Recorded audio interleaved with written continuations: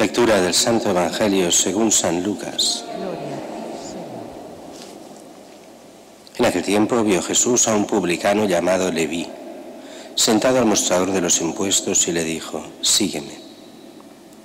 Él, dejándolo todo, se levantó y lo siguió. Leví ofreció en su honor un gran banquete en su casa, y estaban a la mesa con ellos un gran número de publicanos y otros. Y murmuraban los fariseos y sus escribas diciendo a los discípulos de Jesús: «¿Cómo es que coméis y bebéis con publicanos y pecadores?». Jesús les respondió: «No necesitan médico los sanos, sino los enfermos. No he venido a llamar a los justos, sino a los pecadores a que se conviertan». Palabra del Señor. Gloria a ti, Señor Jesús. La primera lectura es una llamada a la conversión, como iremos viendo durante prácticamente toda la Cuaresma. Y es que en ese periodo de conversión hay como exámenes de conciencia, también de cara a lo que es el sacramento de la penitencia, que se nos pide celebrar de una forma especial en este tiempo de Cuaresma. No es que uno se confiese solo por Cuaresma, pero sí que la Cuaresma es un tiempo espléndido para prepararse bien a la penitencia, y todos los cristianos nos confesamos también en Cuaresma. Y en este examen de conciencia dice: «Cuando alejes de ti la opresión, el dedo acusador, la calumnia». Y aquí hemos de ver si nosotros somos a lo mejor de esos. Hay un vicio en mucho católico, en mucho creyente, y aquí incluimos a los curas y a mucha gente. Un vicio que a veces es la crítica mordaz, que a veces puede rayar la calumnia, y el ser opresores a veces con los demás. El cristiano debe estar muy atento a que cuando hable sea lo más moderado posible, en el sentido de buscar el bien y no simplemente, ir criticando a todos con que el mundo está muy mal, con que todo está mal. Mientras se critique a los lejanos, a los políticos, a los que mandan, a los que no saben mandar, Pero el problema es cuando aquellos que están cerca uno los va destrozando, y entonces hacemos más daño que bien.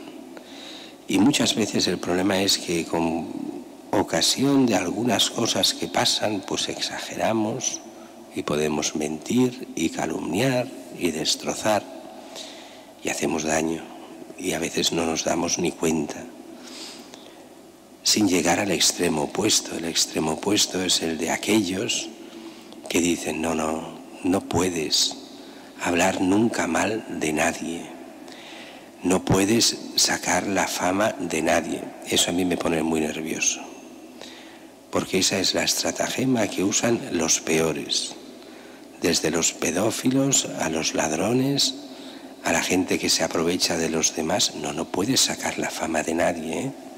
No puedes difamar a una persona. Oiga, perdone, si este es un ladrón, es un ladrón. Si es un pedófilo, es un pedófilo.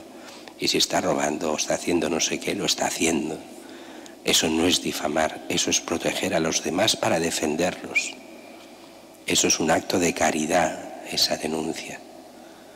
No, tú eres un sacador de famas. No podemos dejar a la gente que la exploten, los que se dicen buenos, simplemente, y entonces que si denuncias, si dices, entonces creas escándalo. ¿Cómo creo escándalo? Escándalo lo hace el que hace el mal, no el que lo denuncia.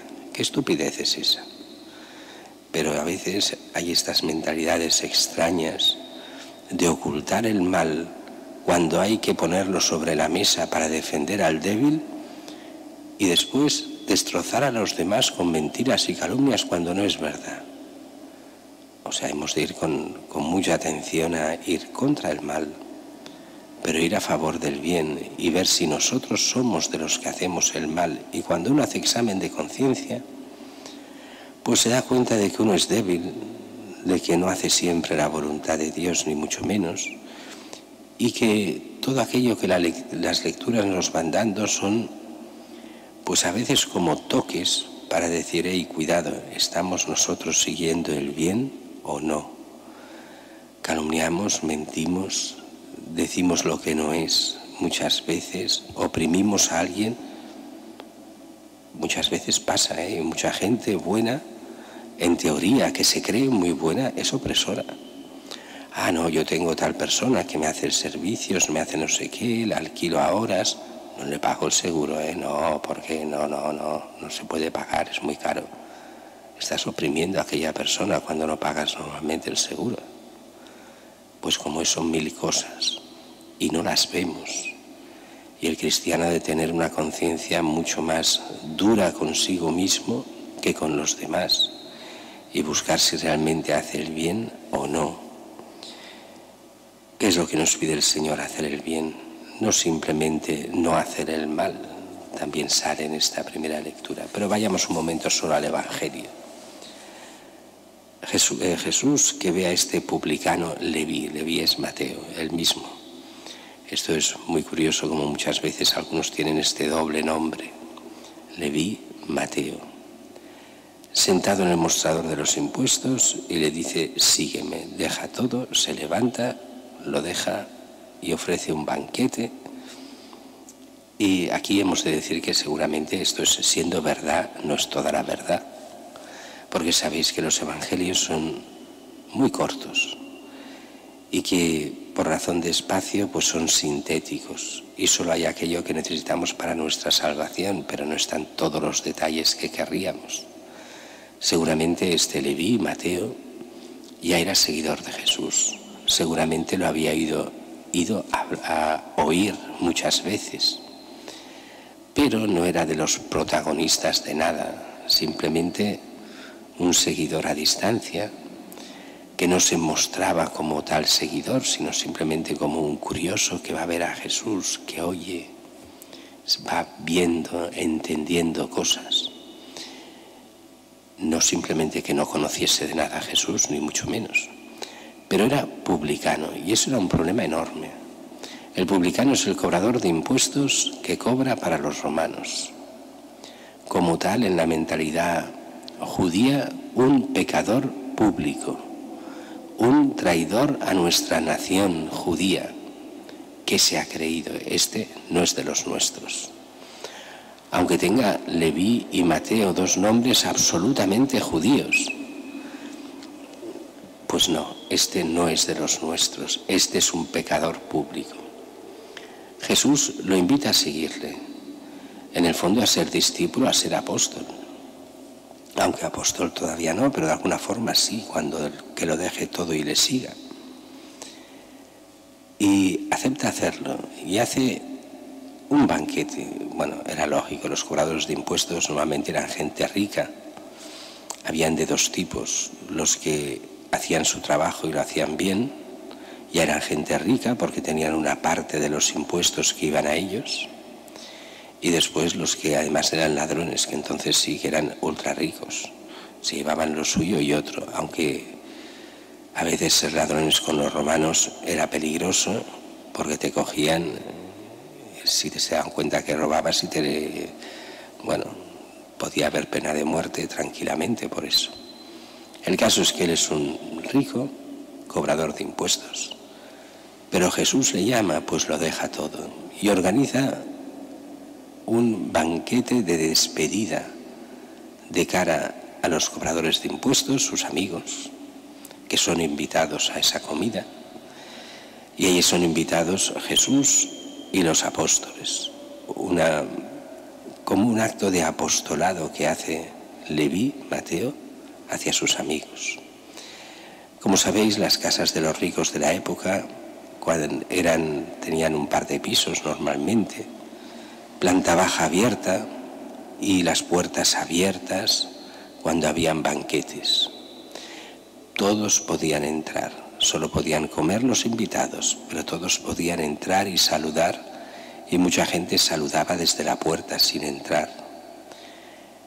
Con esa mentalidad llegan los fariseos y los escribas de los fariseos? ¿Qué hace vuestro maestro comiendo con pecadores? El que come con pecadores es un pecador. Dime con quién andas, te diré quién eres, dice el refranero popular ya en aquella época. No lo decía así, pero la idea era así, la misma. Mira a Jesús, mira a los apóstoles, sois todos unos pecadores que coméis con esos pecadores públicos. Y entonces es Jesús el que tiene que actuar y nos dice una respuesta que, aunque entendieron en parte los fariseos, pero que tiene como dos partes muy, una es evidente, la otra no lo es tanto. ¿Cómo es que coméis y bebéis con publicanos y pecadores? Responde Jesús, no necesitan médico los sanos, sino los enfermos. No he venido a llamar a los justos, sino a los pecadores a que se conviertan. Hasta allí es fácil, normal. Claro, son pecadores, para eso he venido, para que se conviertan. Y lo consigo primero con Leví, Mateo, y él ha invitado a los demás para que también conozcan la verdad. Todo eso que es cierto, necesitan el médico los enfermos, no los sanos. He venido por los pecadores, todo eso es verdad. Pero cuesta ver lo que hay detrás de esta verdad. Porque detrás de esta verdad hay otra verdad que queda oculta. ¿Quiénes son los sanos? Es que no hay sanos. Ese es el problema. Jesús ha venido para la salvación y conversión de todos. Los fariseos se creen los sanos. Son los que acusan a los otros de pecadores. Nosotros somos sanos, vosotros pecadores. Por eso los fariseos no se pueden convertir, porque solo se convierten aquellos que se saben pecadores. En el fondo es aquello que es experiencia de todos los siglos. Aquello que Jesús explica también. Os precederán las prostitutas. ¿Por qué? Dice eso Jesús. ¿Qué pasa con las prostitutas? Pues que son conscientes de que pecan. Son conscientes de que son parias. Son conscientes de que no están en una situación normal y que no quieren estar en el fondo en esa situación. Estas, con que saben lo que es el pecado, se pueden convertir. Los que van a las prostitutas, con que pasan del pecado, son los más pecadores de todos, pero resulta que ellos se creen buenos, no se pueden convertir. Ese es el problema. Por eso hemos de estar muy atentos nosotros. Si nos creemos tan buenos que no pecamos, si nos creemos fantásticos y maravillosos y los buenos que podemos condenar a todo el mundo, cuidado que no seamos como esos fariseos. Cuidado que no nos podamos convertir ni entrar en el reino de Dios porque seamos los peores. Ha pasado y pasa. En algunos que no son conscientes del propio pecado porque viven en el orgullo permanente. Y si nosotros somos orgullosos vamos mal. Si no reflexionamos y pedimos a Dios la gracia de la conversión, de buscar siempre el bien y de que nos aparte del mal, puede ser que un día nos encontremos que el Señor nos diga, lejos de mí, tú que hacías el mal, yo, Señor, pero si yo comulgaba todos los días, pero si yo me confesaba, pero si yo iba a misa, si yo rezaba todos los días, lejos de mí, tú que hacías el mal, porque todo lo que hacías viene de tu orgullo. Eras tú el centro de tu vida y a mí me habías dejado fuera. Que no nos pase a nosotros. Que sepamos amar al Señor, dejarnos convertir por Él, para poder entrar un día con Él en la vida eterna.